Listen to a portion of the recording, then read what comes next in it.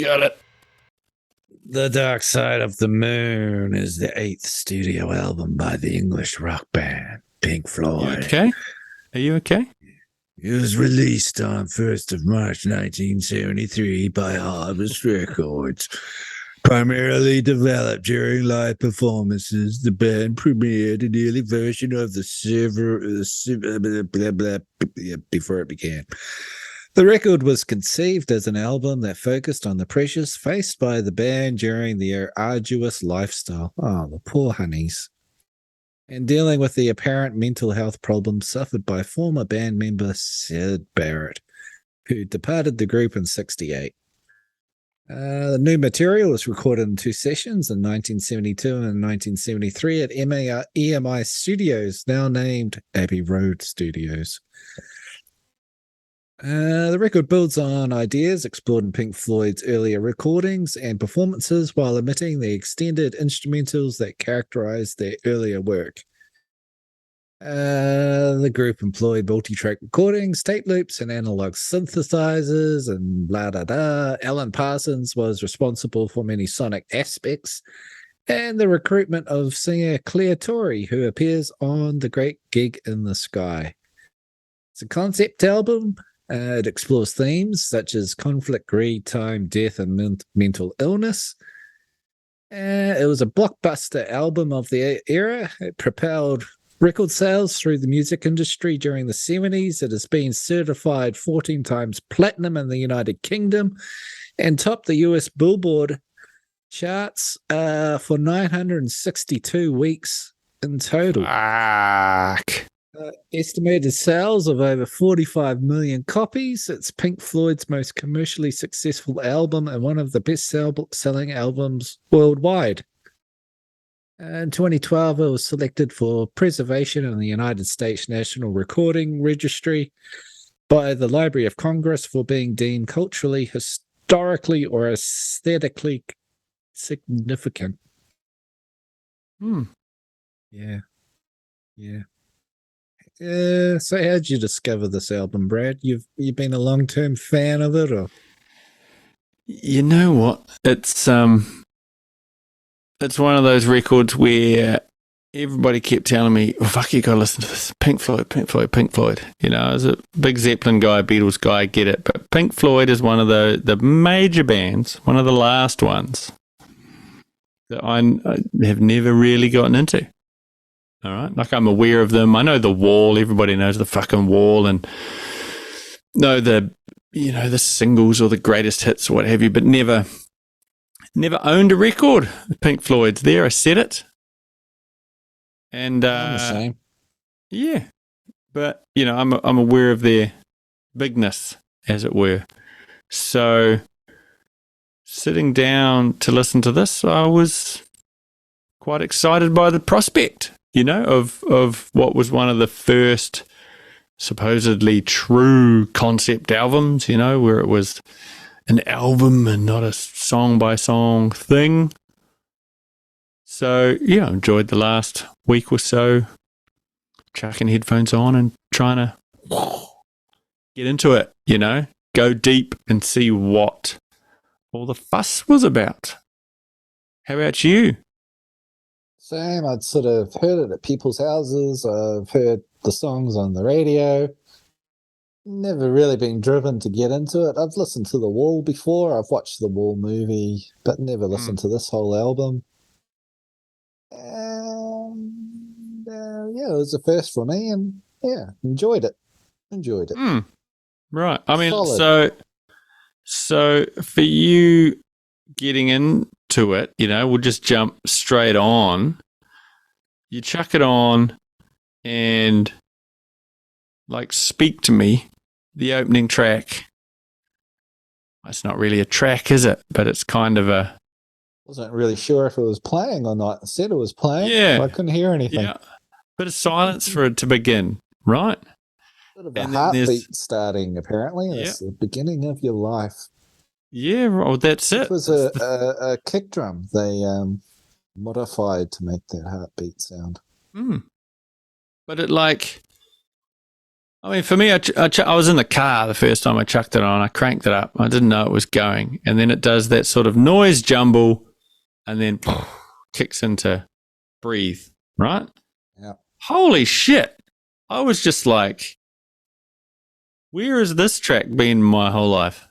You know? Breathe, just everything sounded cool. It was like this crisp guitar sound and clean drums, and it was pretty cool. You know, it was mellow. It's mellow, singing. but it's dark and it's Yeah. layered, and it's not happy at all, is it? It's No. It was like what got me though, and was a connection to other bands that we've done, was when it gets through, it does its verse, and then there's the run rabbit run line, right? And I went, fuck, I've heard this before, right? Where have I heard this song? And I realized I'd seen, as per a previous episode, I'd seen the Shins live, and they played that song. They played Breathe. And then so I jumped on YouTube, and yep, they've been playing it at heaps of gigs. And they do a pretty fucking stellar version of it too. But so I'd heard it, and so putting this on, I guess that's, you know, I'd had some kind of previous introduction that I was unaware of.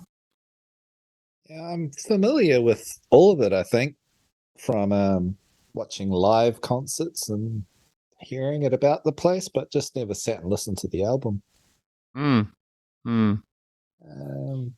I think the final track, everyone will recognize it now from June, Eclipse. Oh, is it in June? Is it the new one? It's all over the trailers and all over the, you know, the film and stuff. It's been adapted. I haven't seen that film yet. Oh, you fucking dick. Tell me what you really think. Anyway, were you able to sit down and listen to this from start to finish in one go? Yeah. You took the journey? I took the journey. It's not a long journey. 10 songs. It's only, where's it tell me? It's 40-ish minutes, isn't it? Yeah. Oh, you get in, you get out. Yeah, it is. It's quick. Get in, get out. It's made as 2 long tracks, side 1, side 2 of an LP. So it all just flows together into the next one. You're not really sure when one begins and one ends if you're just kind of listening.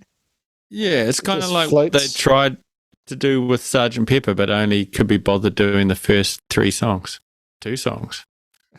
and then they gave up on blending it all together. But yeah, Breathe in the Air, I was like, I'm on this journey. You know, I was driving down the highway. I was like, fuck, this is perfect. And then it got into obviously somebody brought in a synthesizer and went, check out these hip new sounds, guys, in 1973. On the Run, spoiler alert, but I could skip that every time I listen to it. I don't get it.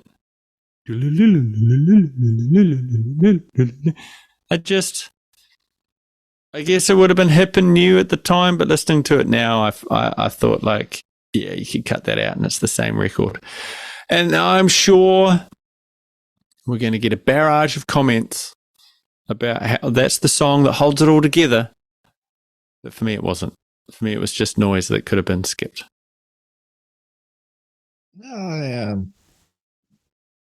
I enjoyed all of it.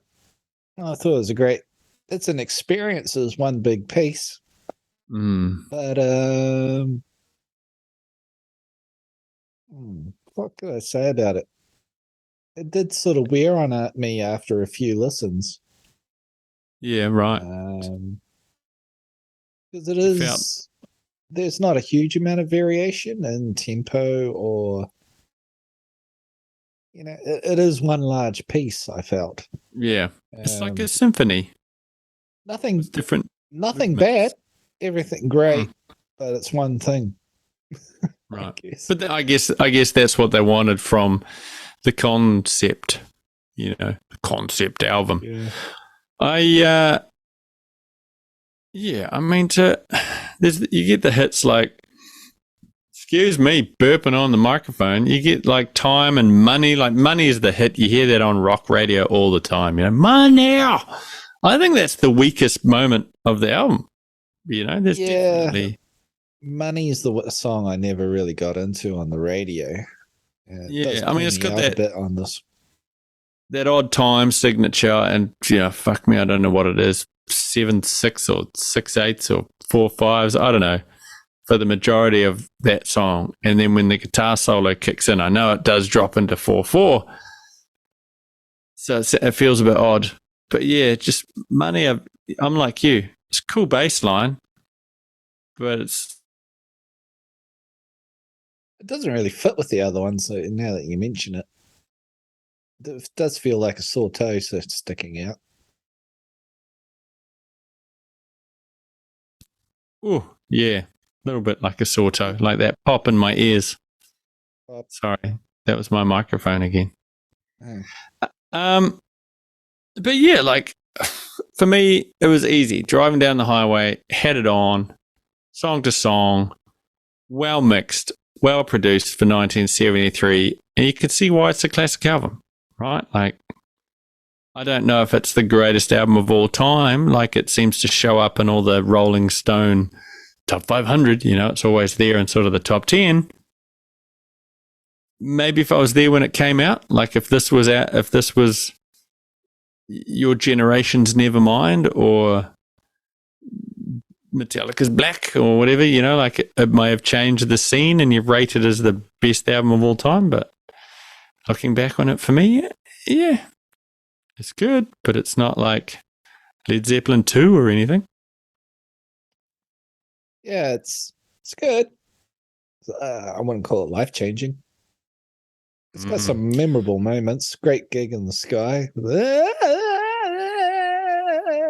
man. Yeah, memorable, but you only want to hear that once or twice, and then you're skipping that shit. If you were eating a stack of mushrooms or peyote and going to watch a laser light show where this was the soundtrack, I could see it. You're done. Is this the one that you're supposed to sync up with the Wizard of Oz? Wizard of Oz? Yeah. Just prior to this recording, I remembered that and I thought, surely someone's put that on YouTube. And sure enough, they had. And it doesn't fucking sync up, you stupid stoners. I think I've seen that myself and I thought the same.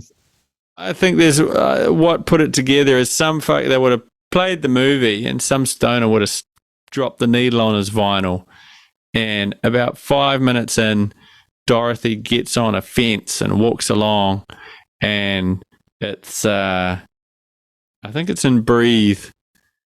They say the word balance. And she's walking on the fence. And that would have blown some dirty hippie's mind. And they would have gone, it all fits. Nothing else fits.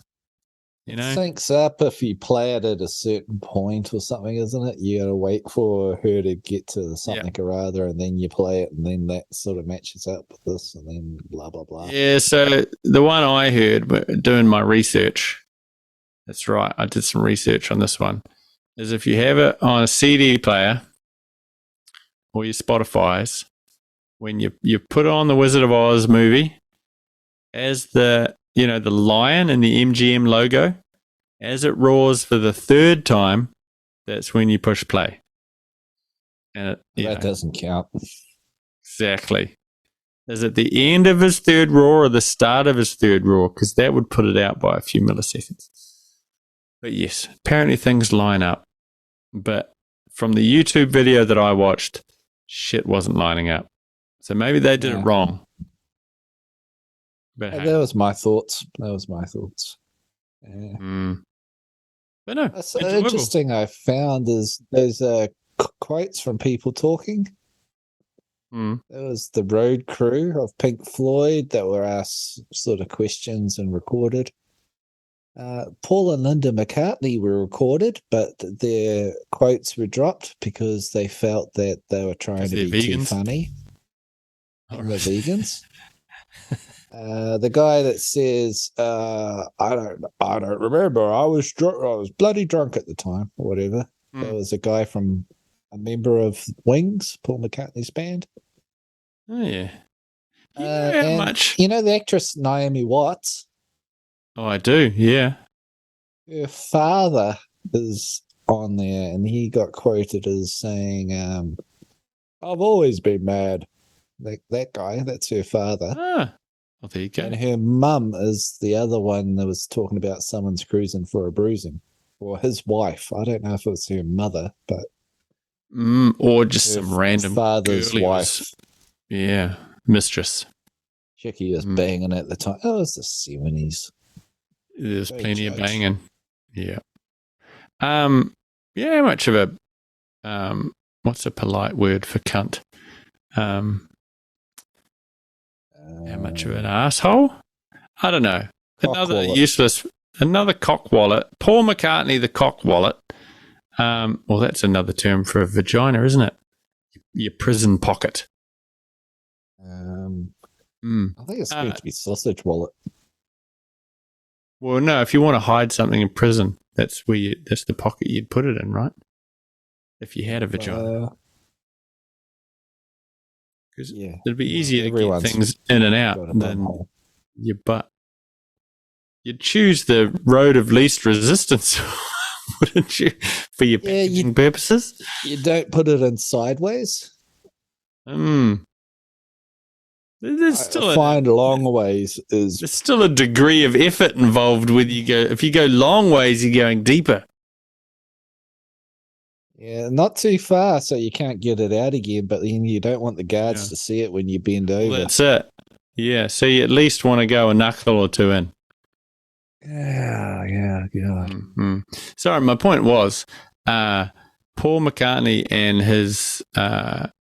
We've got some experience in this, don't we? So it was. Yeah.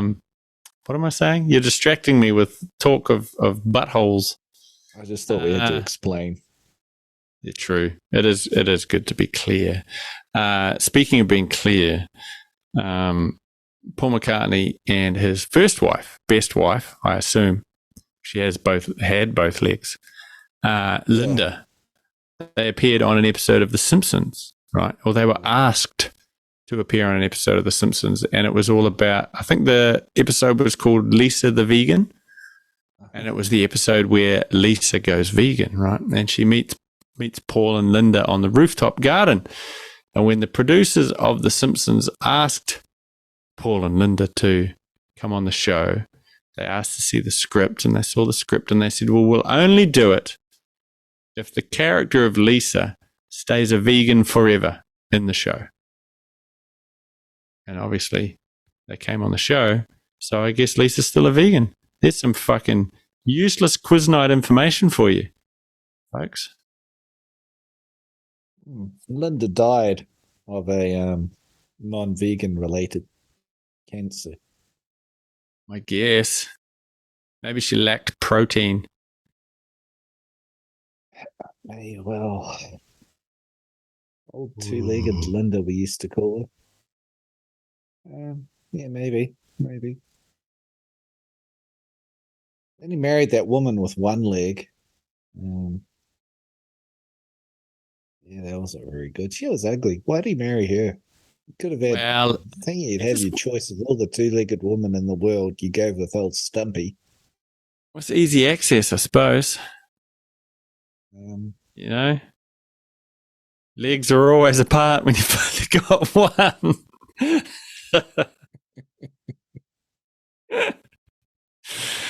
Oh dear. I just slip it in. She won't even know. Yeah. Should not be allowed a microphone. Dark Side of the Moon. Pink Floyd. What's that? Okay, an album. That's it. You know, it's an album cover that you see in a lot of T-shirts of kids that I'm sure have never even heard of Pink Floyd. So it's become, you know, iconic. It's an iconic album cover. I don't know what it is. It's a beam of light going into a triangle and spreading out. I'm sure there's a deeper meaning. Yeah. Well, it's about mental health. Yeah. The dark side of the moon is I guess the dark side of our personalities and decline and mental. What happened to Sid Barrett? Do you know what happened to him? Like he just went nuts and left the Uh, band. It yeah, kind of I think they were an his mind. instrumental hippie band, weren't they? And then they got David Gilmour and started making commercial music.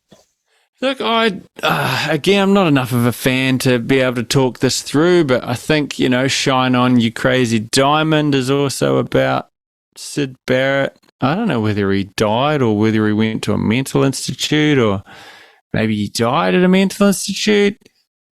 Yeah, I don't think I'm educated enough to talk about it. Mm.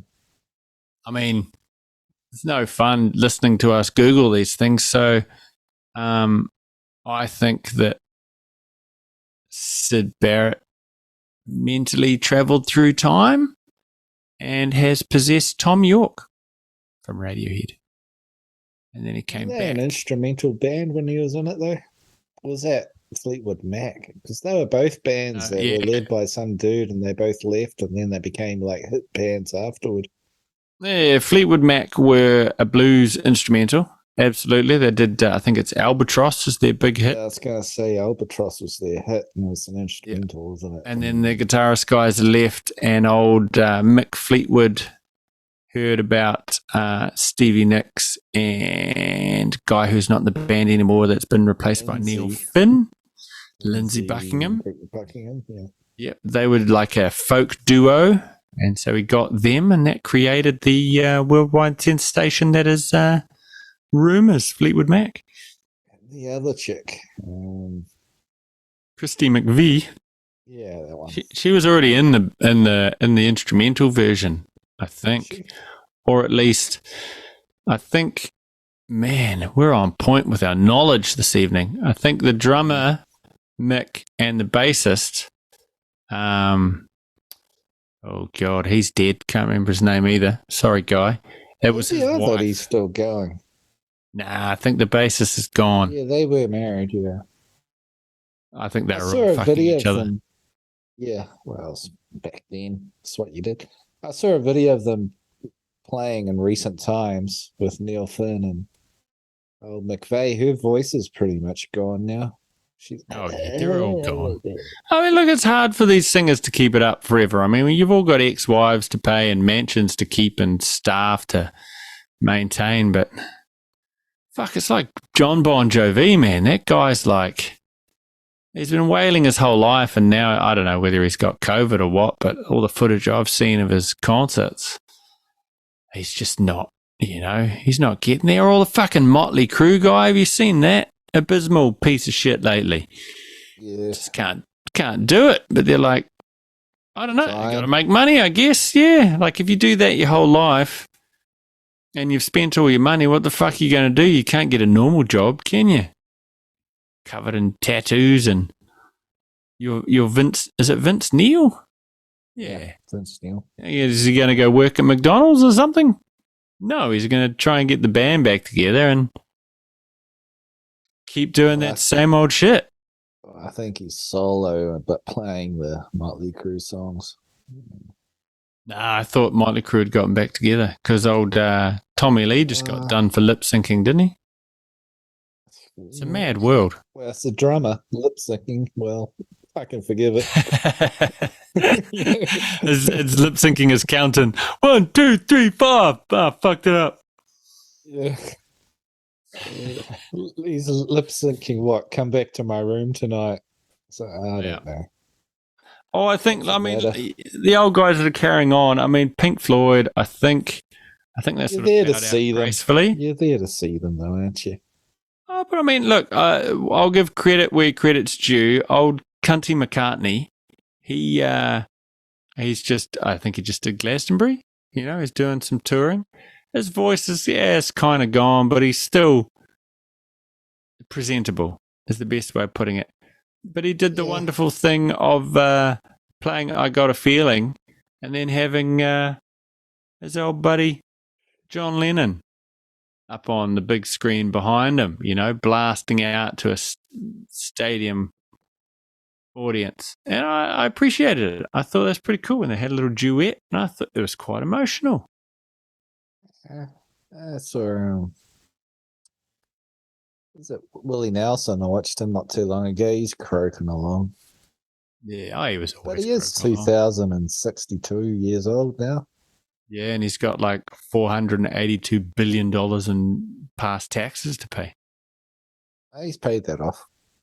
Did he? Yeah, years ago. Oh. Years ago. Guy's an institution. I'm looking on Spotify at the plays. Guess what's the big one? Off this album? Yeah. Money. No. Breathe. Really? 203 million. Good song. Time 251. Yeah, Money 369. Oh, I read it completely wrong. Fucking reading it from the bottom to the top. Yeah.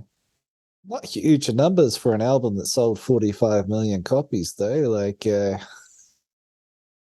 it's true. I guess the new kids aren't really kicking into it on like they are with their Harry Styles and old Harry, previous episode. But I mean, if you look at Pink Floyd overall on their Spotify's, clearly Another Brick in the Wall Part 2 is their big song, right?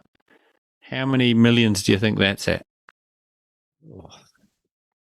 Hazard a guess. If Money's at 300 million, what do you think Another Brick in the Wall is? I was going to say $1 billion. And then I've scrolled up to it and I'm looking at the answer right now. Yeah. Have you got 615 mil? Yes. And a half, basically. And a half. Yeah. I mean, that's pretty good. That's nothing to sneeze at. That's a lot of listens. I mean, they're doing better than like Jethro Tull, Actually, no, that's worth a check. Are they beating Aqualung? Wow, Aqualung's only got 82 mil. Yeah, Comfortably Numb, 428. That's a good song too. But yeah, they're like just one of those bands. Oh, fucking. I just dropped into Stairway to Heaven just to give us a reference. It's pretty close. It's 720 million listens. So, yeah, wish you were here, 500 million. See, you've got some hits. And I guess if this is their concept album, then maybe they've got better like singles albums. So The Wall's another concept album. Wish You Were Here is probably another fucking concept album.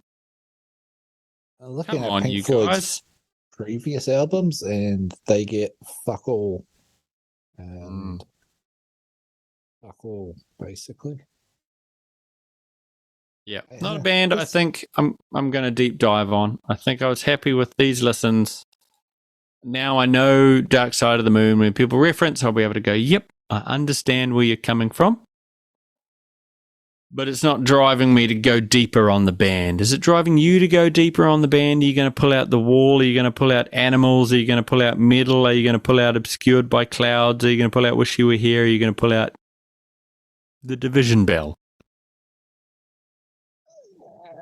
They're a greatest hits playlist, I think.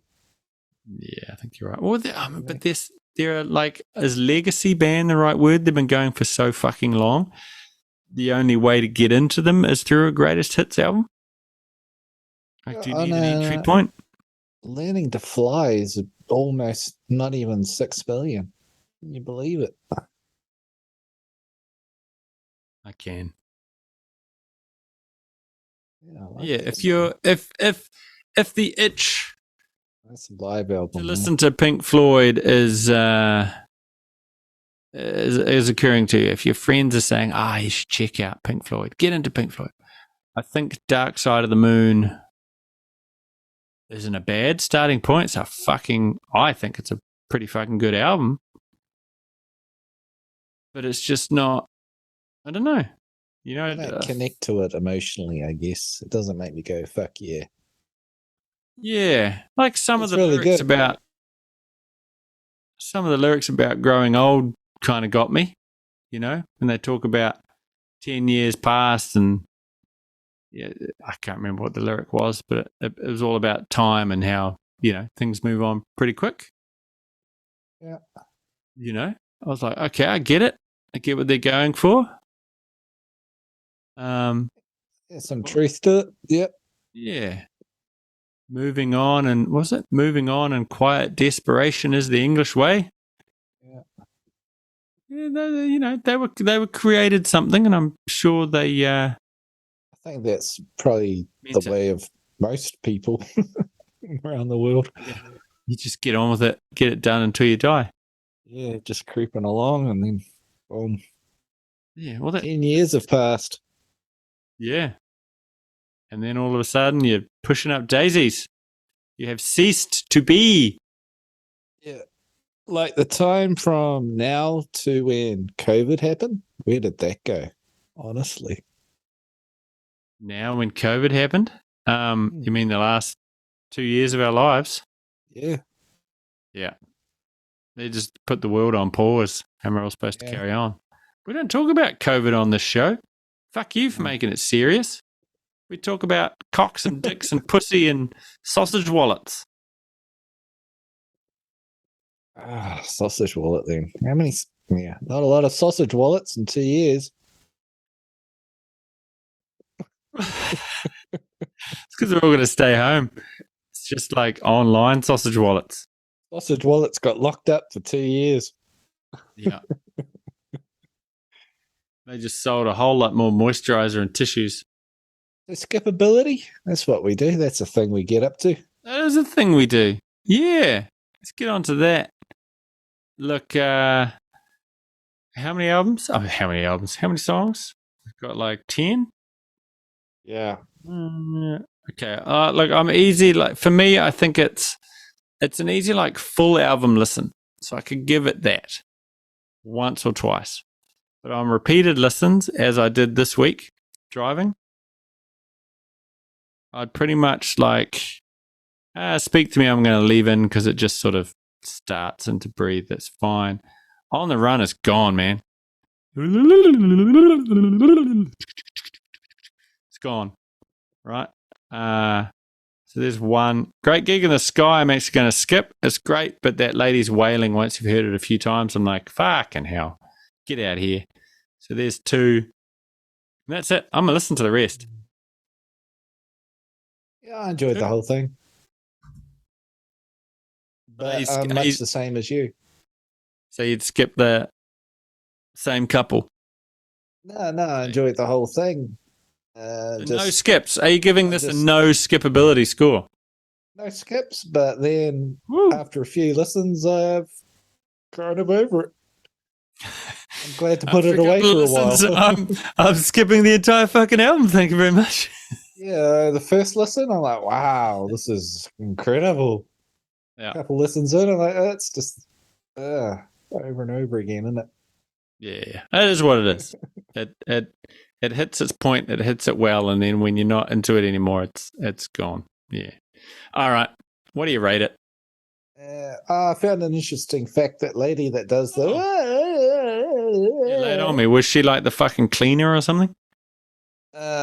She was a session singer that Parsons brought in.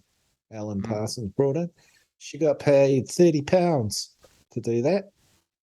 Oh, yeah. Which works out about $422 by today's standard. And in 2009, I think it was, she sued Pink Floyd for more money because she was like, I made a significant contribution to this album and I deserve more than 30 quid, you fucking pricks. You got paid for your job.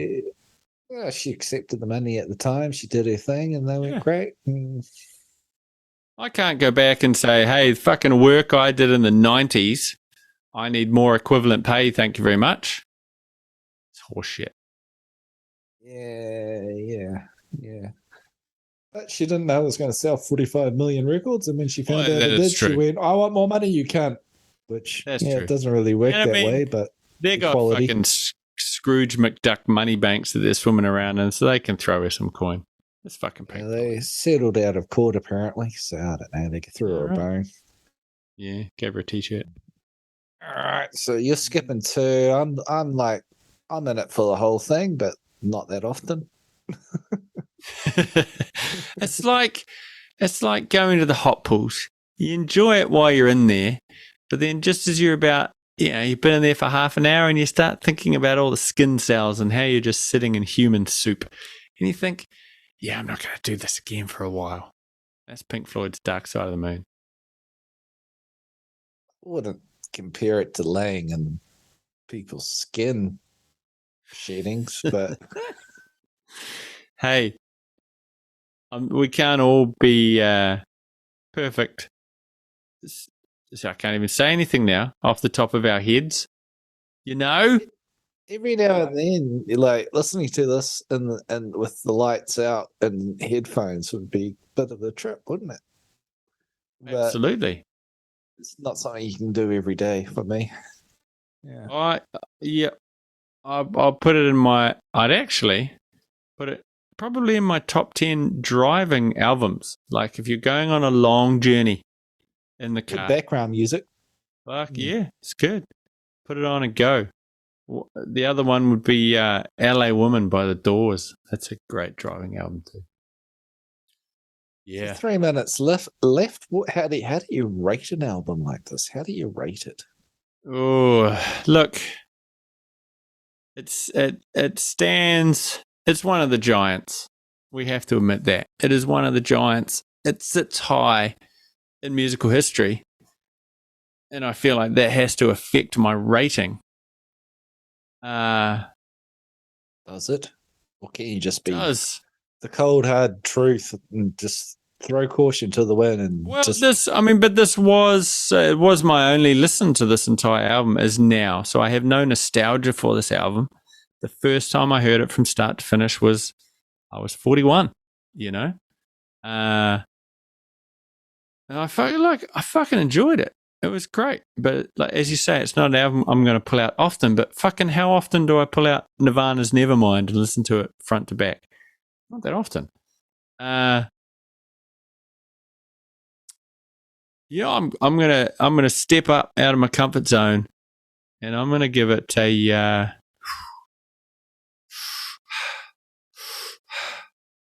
I'm gonna give it 8.5.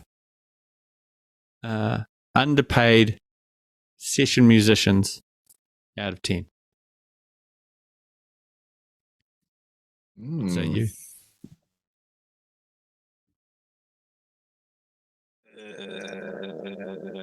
He's thinking, ladies and gentlemen. 8.5. Gosh. That's what I gave it. Yeah. Cogs are turning. I'm going to give it a 7.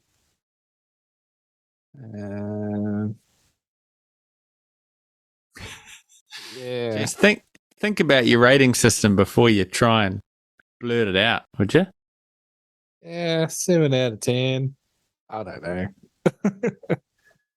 Great listen, and then okay, no, that's acceptable. I feel like I wanted to listen to it more, but then I got bored of listening to it. yeah it's a mindset album. You got to be there for it. You got to be there for the journey. You've got to invest in your 40 minutes. It's not an in and out. Yeah. Oh, well, we're in our last minute now. I think we've cracked that one on the bollocks. Thank you, everybody, for listening. Come on back now, you hear. Like and subscribe. Sausage Wallet. Sausage Wallet.